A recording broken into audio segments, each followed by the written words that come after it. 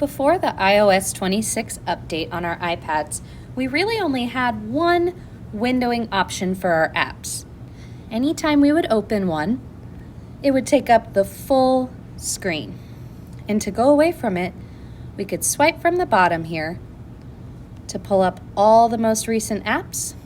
If we wanted to close the one we opened, we could take that and swipe it towards the top to close that app completely.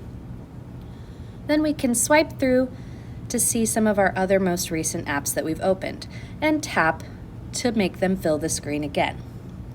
But now that we're in settings, let's take a look at the couple other options we have with this latest update. To do that, you will need to find your system settings on the iPad. So I'll go back to the home screen to show you that the icon looks like a gear. If you still can't find it, you can always swipe down this middle alley to bring up that spotlight search and type in settings. Tap to open and it should pop you into whatever setting you were last in and then have this navigation pane on the left side. You're going to scroll down until you see multitasking and gestures. Like I said, we were previously only able to do full screen applications. The apps always used the full screen and you could swipe home to switch between them. Now I do want to point out some of the gestures that are always available with all three of these different kinds of windowing. The first was a 4 and 5 finger gesture.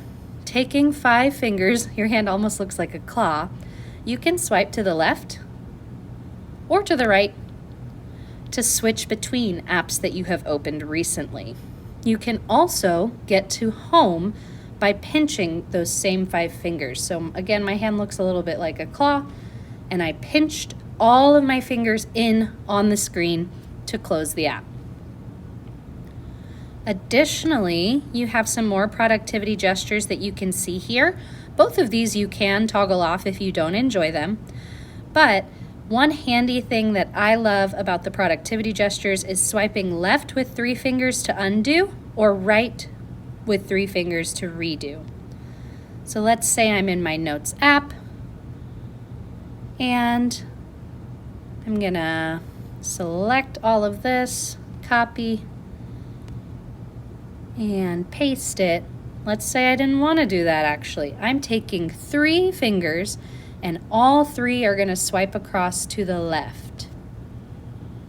My typing was undone, and you could even see it popped up here, undo. Watch when I do towards the right with 3 fingers.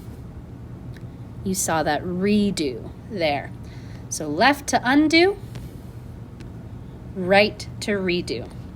Those gestures can be really handy for making things a little bit more efficient while you're teaching with your iPad. I'm going to scroll down on this window to show you a couple more gestures. If you need to get a little bit of stress out, you can toggle to shake to undo things. So if you shake your iPad, that will undo an action.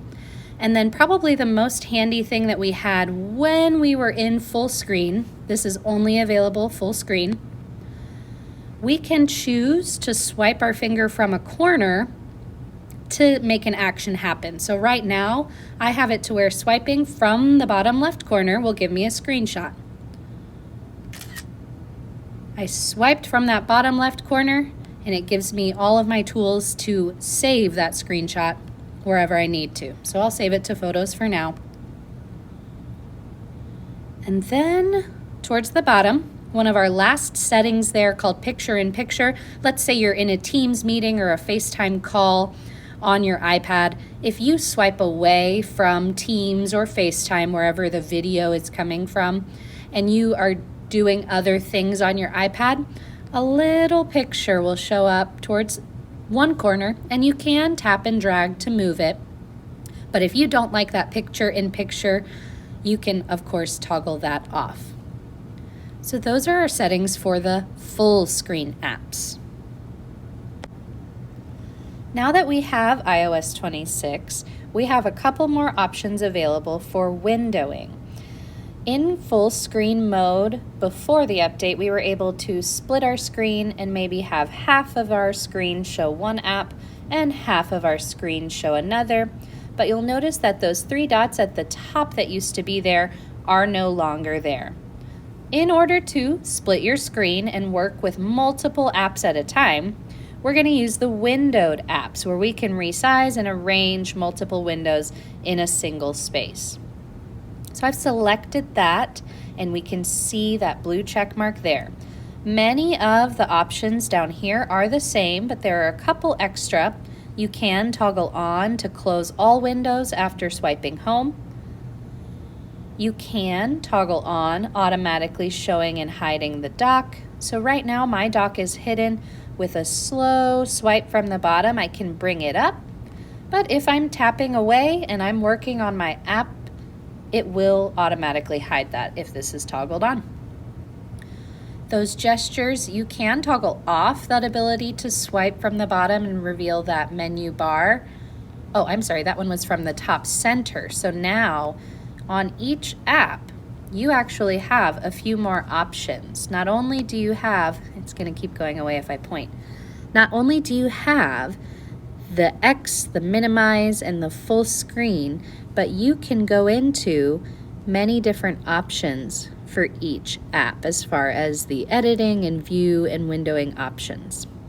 One more thing to note with this new portion toward the top is if I hold on the green full screen button, now I can see my split screen options. So I can have half of the screen or the top or the bottom, or I can work with multiple apps in these ways here.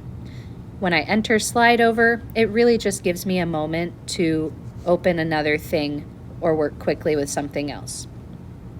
Now, you're seeing what it looks like when an app is windowed, but I can use these little handles in each of the corners to resize my apps each time. If I want to go back to full screen, I can simply double tap at the top of whatever window I'm working in. So that gets me back to my full screen mode, and we'll look at just a few more options here.